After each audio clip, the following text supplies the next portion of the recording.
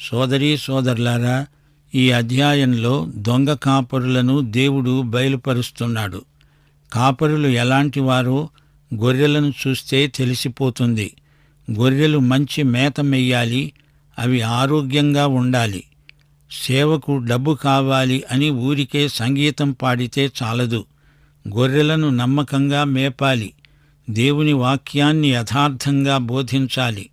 సంఘాలలో వాక్య భోజనం దొరకనప్పుడు గొర్రెలు చెదరిపోతాయి. దేవుని బిడ్డలకు వాక్యాహారం కావాలి. దొంగ కాపురులను దేవుడు ఏమాత్రమూ సహించడు. ప్రియ శ్రోతలు వింటున్నారా? యేసుక్రీస్తు గొర్రెలకు మంచి కాపరి, గొప్ప కాపరి, ప్రధాన కాపరి.